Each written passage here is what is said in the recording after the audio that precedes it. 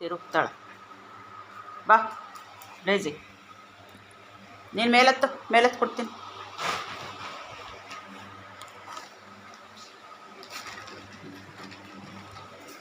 ಅವಳು ಸ್ವಲ್ಪ ವೆಯ್ಟ್ ಮಾಡ್ತಾಳೆ, ಹಾಗಾಗಿ ಲಾಸ್ಟಿಗೆ ಕೊಡ್ತೀನಿ. ಇವರೆಲ್ಲ ಯಾವ ಕಪ್ಪಿರುತ್ತೆ ಅದಕ್ಕೇ ಇದು ಮಾಡಿಬಿಡ್ತಾರೆ ನೋಡಿ. ಇವಾಗ ಇವರೇ ನಮ್ಮ ಲೈಫು, ಎಲ್ಲ ಸಂಬಂಧಿಕರು ಎಲ್ಲ ಇವರೇ ಇವಾಗ ನಮಗೆ. ನಿಜವಾಗ್ಲೂ ಜನಗಳ ಜೊತೆಗೆ ಇರೋದಕ್ಕಿಂತ ಇವ್ರ ಜೊತೆ ಇರೋದು ತುಂಬ ಒಳ್ಳೆಯದು ಅನಿಸುತ್ತೆ ನನಗೆ, ನನ್ನ ಜೀವನದ ಎಕ್ಸ್ಪೀರಿಯನ್ಸ್ ಪ್ರಕಾರ.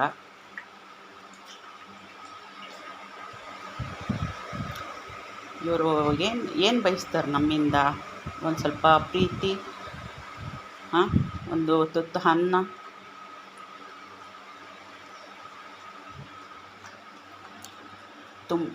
ಅಷ್ಟು ಕೊಟ್ಬಿಟ್ರೆ ಸಂತೋಷವಾಗಿ ಇರ್ತಾರೆ.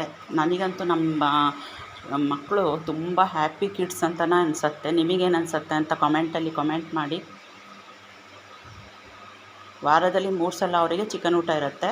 ತಂದಿದ್ದ ದಿನ 2 ಹೊತ್ತು ಊಟ ಹಾಕಿ, ಅನ್ನ ಹಾಕಿ ಚಿಕನ್ ಹಾಕಿರ್ತೀನಿ, ಪಂಜ ಹಾಕಿ.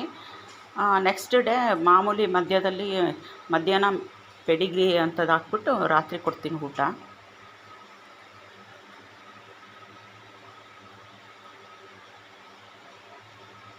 ಇವತ್ತಿನ ವ್ಲಾಗ್ ಇಷ್ಟೇ. ಇಷ್ಟ ಆದರೆ ಲೈಕ್ ಮಾಡಿ, ಶೇರ್ ಮಾಡಿ, ಕಮೆಂಟ್ ಮಾಡಿ. ನಮ್ಮಂಥವರಿಗೂ ಬೆಳೆಸಿ ಅಂತ ನಿಮ್ಮಲ್ಲಿ ಕೇಳ್ತಾ ಈ ವ್ಲಾಗನ್ನು ಇಲ್ಲೇ ಮುಗಿಸ್ತಾ ಇದ್ದೀನಿ. ಬಾಯ್.